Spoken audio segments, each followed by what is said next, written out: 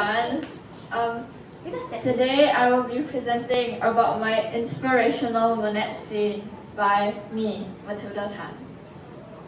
Good day everyone, I am Matilda Tan, and today I am thrilled to share with you an inspiring painting created by one of the most celebrated artists of all time, Claude Monet.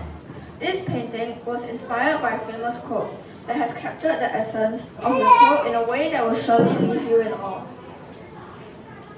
So sit back, relax, and let's delve into the world of art together. Ladies and gentlemen, I would like to share a quote with you that has inspired me in my personal and professional life. This quote is "Just be yourself, there is no one better," and it comes from the renowned artist Taylor Swift. This quote is a powerful reminder that we should always stay true to ourselves and not to be someone else for personal gain or to fit in with others. As we navigate through life, it's easy to fall into the trap of trying to imitate others, whether it's their style, their personality, or their values. But the truth is that we are all unique individuals with our own talents, strengths, and weaknesses.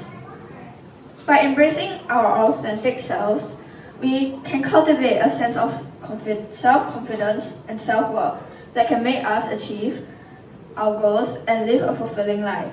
So I encourage you all to take a moment and reflect on this quote. Ask yourself, am I being true to myself?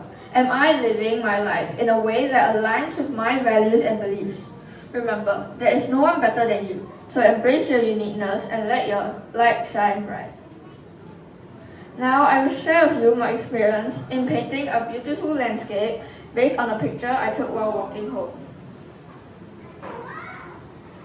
At first, I painted the base colors of the bushes and added green, blue, and yellow to make it look refined. Next, I wanted to capture the beauty of nature as accurately as possible. Next, I started to paint the top of the path. Referencing to the picture, I painted it yellow. However, when teacher Vernon came over, he informed me that it was actually beige. He then started to paint the top with a mix of beige and brown. From that moment on, I followed his example and started using those colors with Monet's style of painting. After that, I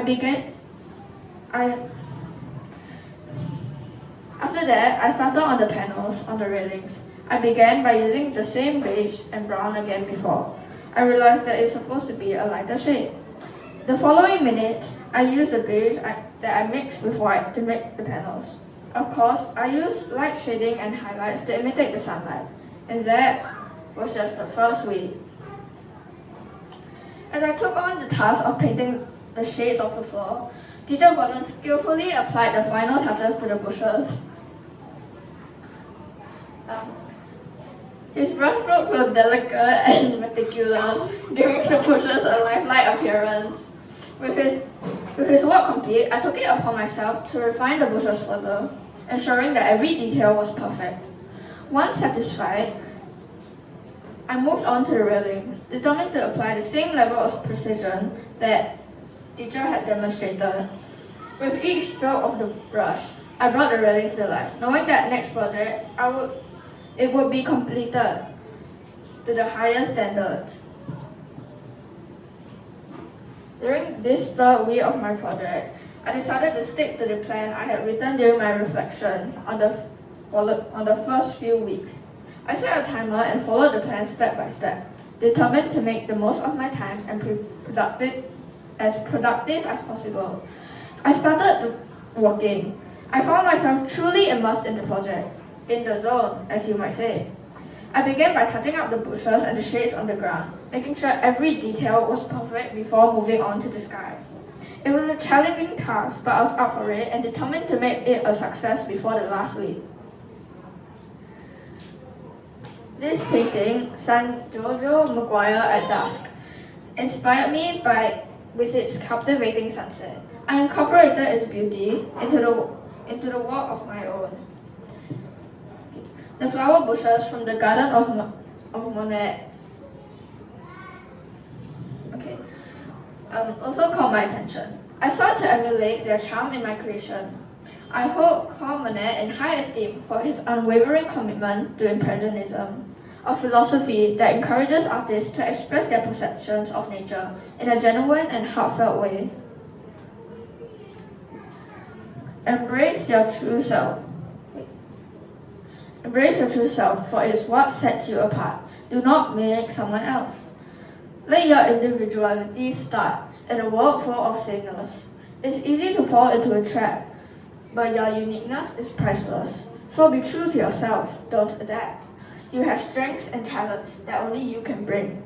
So let go of the balance and let your soul sing. Live with authenticity and your light will shine bright. You'll find true serenity and live a life that's just right.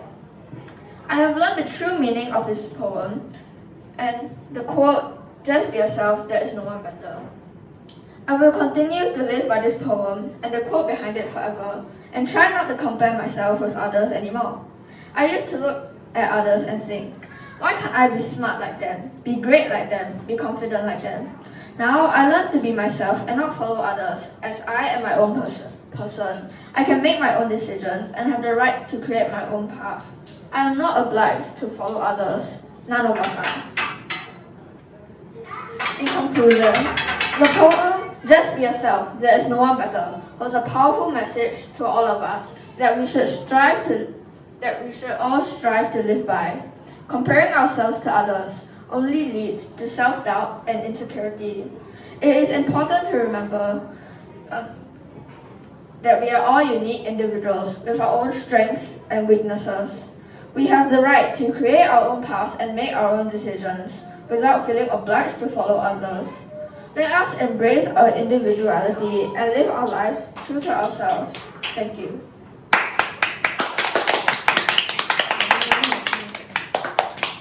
Very nice. Any